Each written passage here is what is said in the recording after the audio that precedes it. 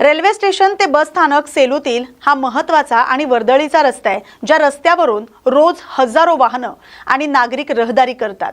परंतु या रस्त्यावर खूप खड्डे झालेत, त्यामुळे वाहनधारकांना आणि सामान्य नागरिकांना नाहक त्रास सहन करावा लागतोय। खड्डा चुकवण्याच्या नादात अपघात घडतात, तसंच रस्त्यावरील धुळीमुळे आजूबाजूचे दुकानदार यांना प्रचंड त्रास सहन करावा लागतोय। वारंवार सांगूनही रस्त्याच्या खड्ड्यावर काहीही उपाययोजना करण्यात आलेली नाही। याचा निषेध म्हणून आज श्री व्यंकटेश्वर प्रतिष्ठान सेलूच्या वतीनं या खड्ड्यात रांगोळी काढण्यात आली आणि हे खड्डे न बुजवल्यास किंवा नवीन रस्ता न केल्यास ठिय्या आंदोलन करण्याचा इशारा देण्यात आलाय। बीड जिल्हाधिकारी कार्यालयासमोर आज महापुरुषांच्या अनधिकृत स्मारकांविरोधात आंदोलन करण्यात आले। सामाजिक कार्यकर्ते डॉक्टर गणेश ढवळे यांच्या नेतृत्वाखाली हे आंदोलन पार पडले। राज्यात अनेक ठिकाणी प्रशासनाची परवानगी न घेता पुतळे उभारले जात असल्याचा आरोप यावेळी करण्यात आलाय। अशा अनधिकृत स्मारकांमुळे सामाजिक तणाव निर्माण होऊन कायदा आणि सुव्यवस्थेचा प्रश्न निर्माण होऊ शकतो, असं आंदोलनकर्त्यांचं म्हणणं आहे। यावेळी जिल्हाधिकाऱ्यांमार्फत मुख्यमंत्री, गृहमंत्री आणि पोलीस अधिकाऱ्यांना निवेदन देण्यात आले। दरम्यान शासनाच्या 2017च्या पुतळा धोरणानुसार जिल्हास्तरीय समितीची पूर्व परवानगी आवश्यक असून सर्व नियमांचं पालन करण्याची मागणी करण्यात आली। सध्या महाराष्ट्र राज्यामध्ये महापुरुषांचे अनधिकृतरित्या रातोरात पुतळणे सुरू आहे, त्यामुळे सामाजिक सलोखा बिघडत आहे, कायदा व सुव्यवस्थेचा प्रश्न निर्माण होत आहे। त्यामुळे आमची अशी मागणी आहे की जे महापुरुषांचा राजकीय वापर करतात किंवा अनधिकृतरित्या पुतळे बसवतात त्यांच्यावर कठोर कारवाई व्हायला पाहिजे। ज्यांना पुतळे बसवायचे असतात महापुरुषांचे त्यांनी कायदेशीररित्या लोकशाही मार्गाने आणि 2 मे 2017 जो शासन निर्णय पुतळे बसवण्याचा जिल्हास्तरीय कमिटीची परवानगी घेऊन पुतळे बसवण्यात यावेत। कारण की महापुरुष हे ऐक्याचं प्रतीक आहे, सामाजिक सलोख्याचं प्रतीक आहे आणि जर महापुरुषाच्या पुतळ्यावरून जर वादविवाद होत असतील तर ही लाजिरवाणी गोष्ट आहे। त्यामुळे जाणीवपूर्वक राजकीय हेतूने प्रेरित होऊन हे रातोरात पुतळे बसवतात आणि सामाजिक सलोखा बिघडतात, त्यांच्यावर कठोर कारवाई करावा अशी आमची मागणी आहे। सध्या महाराष्ट्रामध्ये राजकारण जे पुतळेवरून चालू झालेलं आहे त्याच्यावर महाराष्ट्र शासनाने कायद्यानुसार त्यांच्यावर कारवाई करण्यात यावी, जेणेकरून जे अनधिकृत पुतळे जे उभा राहतात त्यांच्यावर कायदेशीर कारवाई करण्यात यावी व ज्यांना कोणाला पुतळे बसवायचे असतील त्यांनी कलेक्टर ऑफिसच्या मार्फत परमिशन घेऊन पुतळे बसावे, जेणेकरून जे जनतेमध्ये सलोखा जे निर्माण झालेला आहे ते विद्रूप होऊ नये यासाठी एक आम्ही सामाजिक चळवळीतून हे आम्ही एक आंदोलन उभा केलेलं आहे। तर याच्यावर निर्णय योग्य ते करावे। भंडारा जिल्ह्यात खरीप हंगामातील सुमारे 2 लाख क्विंटल धान खरेदी अद्याप प्रलंबित असतानाच रब्बी धान खरेदीचे आदेश जारी झाल्यानं शेतकरी अडचणीत सापडलेत। 1 एप्रिल ते 30 एप्रिल दरम्यान रब्बी धान नोंदणी करण्याचे निर्देश देण्यात आले असले तरी ऑनलाईन ई पीक पाहणी प्रक्रिया सुरू न झाल्यामुळे शेतकऱ्यांना नोंदणी करता येत नाही। यामुळे शेतकऱ्यांमध्ये संभ्रम आणि नाराजी वाढली आहे।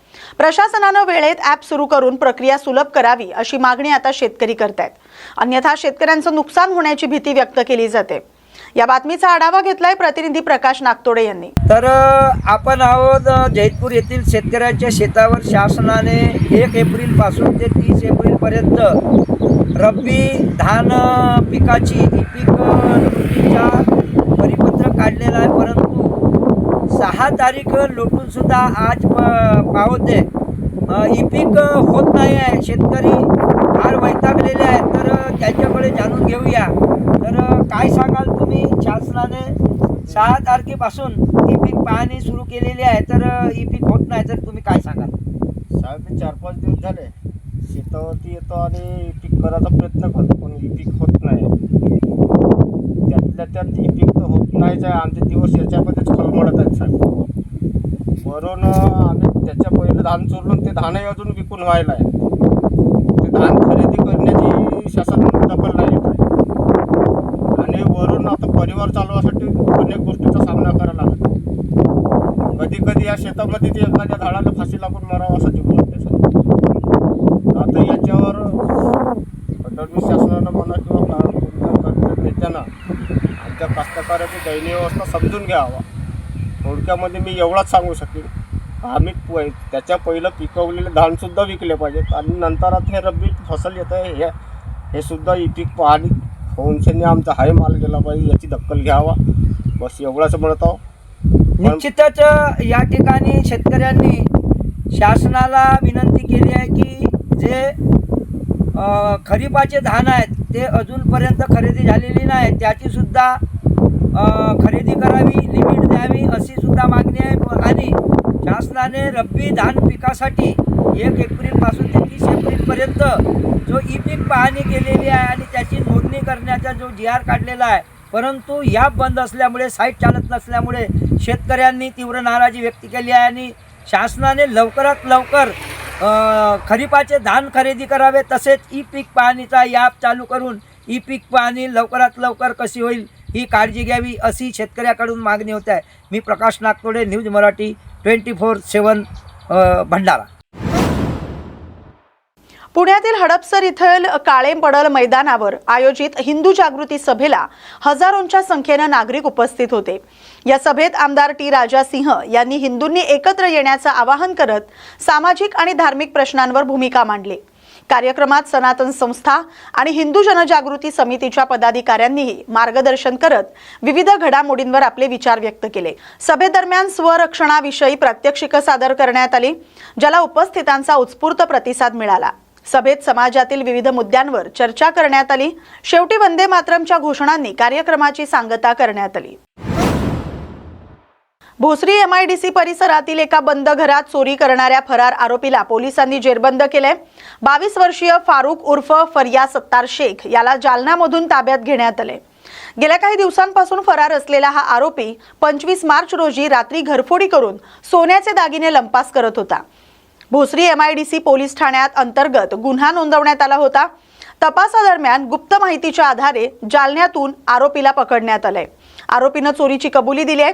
पोलिसांनी त्याच्याकडून 25,000 रुपये किमतीचे 2 मंगळसूत्राच्या वाट्या आणि 6 मणी जप्त केलेत। भोसरी येथील आणि गुन्हे शाखेच्या युनिट 3च्या कारवाईमुळे परिसरातील नागरिकांमध्ये सुरक्षिततेचा विश्वास वाढलाय। सेलू शहरातील असलेल्या अरबी मदरसा रोडवरील सर्वे क्रमांक 28 येथील शेख वाजिद अब्दुल मजीद यांच्या शेतातील 2 एकर ज्वारीचं पीक अज्ञात कारणास्तव जळून खाक झाले। शेख तौफिक यांनी ही माहिती दिली। सेलू पोलीस ठाण्यात या संदर्भात माहिती प्राप्त झाली।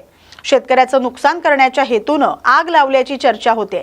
घटनेची माहिती मिळताच पोलीस निरीक्षक दीपक बोरसे घटनास्थळी जाऊन जळालेल्या शेताची त्यांनी पाहणी केली। या घटनेचा तपास सुरू आहे। आरोपीच्या विरोधात योग्य कायदेशीर कारवाई केली जाईल असं पोलीस प्रशासनाकडून सांगण्यात आले। गॅस मिळत नसल्यामुळे MIDC परिसरातील अनेक कामगारांनी चुली पेटवण्याचा पर्याय स्वीकारलाय, पण शहरात चुलीसाठी जागा आणि सुविधा न मिळाल्यामुळे राहणं आणि जगणं कठीण झालंय।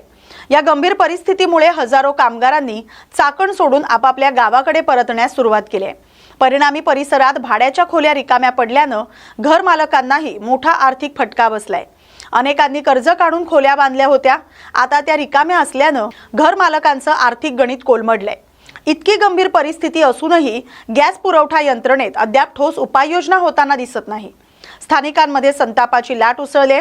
प्रशासनाकडून तातडीने उपाय करण्याची मागणी केली जाते। कळमनुरी तालुक्यातील शिवनी गावातील शेतकऱ्यांनी यावर्षी हळद काढणीला सुरुवात केली। मात्र यावर्षी हळदीवर पडलेली रोगराई आणि बदलत्या वातावरणामुळे हळद उत्पादनात सरासरी घट नोंदवली गेली आहे। तरी काही शेतकऱ्यांना चांगलं उत्पन्न मिळत असल्याचं नोंदवलं गेलंय। शेतकऱ्यांना उत्पादन वाढवण्याबाबत मार्गदर्शन देण्यासाठी स्वामी ॲग्रो एजन्सीचे मालक श्यामभाऊ वानखेडे यांनी शेतामध्ये थेट जाऊन हळदीच्या पिकांवर रोगराईवर नियंत्रण कसं करावं आणि उत्पादन कसं वाढवावं याबाबतची माहिती दिली। शेतकऱ्यांनी दिलेल्या माहितीनुसार योग्य काळजी घेतल्यास हळदीचं उत्पादन सुधारता येऊ शकतं, तसं रोगराईचं प्रमाण देखील कमी करता येऊ शकते। मी स्वामी ॲग्रो एजन्सी येथून श्याम वानखेडे बोलत आहे। आता हे जवळपास हे आपले 2 शेतकरी आहेत, दोघं भाऊच आहेत। त्यांचं नाव आहे राजेश भाऊ कोटकर, यांचं नाव आहे विजय भाऊ कोटकर। दोघंही अतिशय उत्कृष्ट शेती करतात आणि कमी जमीन आहे, पण दोघंही भाऊ जमिनीमध्ये चांगलं उत्पादन घेण्याचा प्रयत्न करतात। आणि आपल्याकडे जवळपास स्वामी ॲग्रो एजन्सीला 3 ते 4 वर्षापासून हे दोघंही बंधू आपल्याकडे जुटलेले आहेत। आणि आपण त्यांना हे हळदीचं क्षेत्र, इथे यांची एक जमीन आहे 4 एकर, दत्तगुरु फार्म्स प्रोड्युसर कंपनीच्या बाजूलाच आहे बघा ही जमीन जी आहे ते। आणि इथे 4 एकरमध्ये त्यांनी 2 एकरमध्ये हळद उत्पादन इथे घेतलं होतं, तर त्या क्षेत्रामध्ये 2 एकरमध्ये त्यांनी आता हळदीची काढणी चालू आहे। तर त्या काढणीमध्ये आपण सर्व पाहू शकता याच्यामध्ये की हा जो इथं ढग पडलेला आहे शेंगाचा, अतिशय चांगला आहे आणि मला तर वाटते भरभरून यांना उत्पादन भेटेल. तर किती कुकर होतील भाऊ याच्यामध्ये तुमचे? हे ढग आणि हे आपले जे कट्टे भरून ठेवले त्याच्यामध्ये. बीड जिल्ह्यातील खटकळी तलावात जमीन गेलेल्या कर्जनी येथील शेतकऱ्यांनी आज जिल्हाधिकारी कार्यालयासमोर आमरण उपोषण केलंय. 1972 साली या शेतकऱ्यांसाठी तात्पुरतं गावठाण जमीन उपलब्ध करून दिली होती.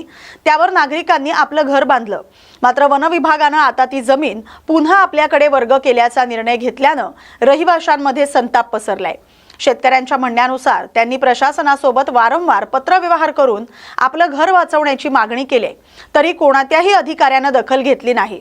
कायमस्वरूपी पुनर्वसन गायरान जमिनीतून उठण्याआधीच पर्यायी हक्काची जमीन, प्रकल्पग्रस्त प्रमाणपत्र सर्व पात्र वारसांना तातडीनं वाटप, वन विभागाच्या कारवाईवर स्थगिती आणि नागरी सुविधा उपलब्ध करून देणं अशा त्यांनी मागण्या केल्यात.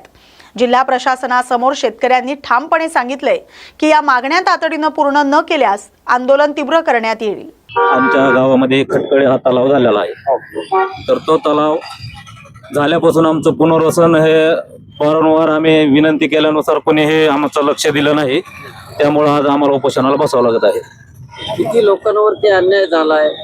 त्या काळी 73 लोक पुनर्वसनासाठी पात्र होते, परंतु सरकारने त्या काळी लक्ष न दिल्यामुळे आज जवळजवळ त्याचे 115 कुटुंब झालेले आहे. त्या गावामध्ये 115 कुटुंब आज अन्याय होत आहे. प्रमुख मागणी काय आहे? प्रमुख मागणी आमची एवढीच आहे की आमच्या गावचं पुनर्वसन करावं आणि जे आज सरकारी गायरान 158 मध्ये आम्ही राहत आहोत त्यामधली 15 हेक्टर जमीन ही आमच्या गावासाठी देण्यात यावी, एवढीच प्रमुख मागणी आहे. तिथं तुम्ही घर बांधले, किती वर्षापासून राहताय? आम्ही 1975 पासून त्या काळात तिथं राहत आहोत.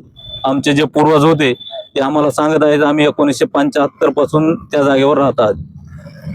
ती जी जमीन होती ती अगोदर गायरान म्हणून होती. हा, सरकारी गायरान म्हणून होती. आता कुणाला दिली ती? आता ती 2019 मध्ये कलेक्टरच्या आदेशानुसार वन विभागाला वर्ग झाली आहे, परंतु अजून तिचा फेर झाला नाही.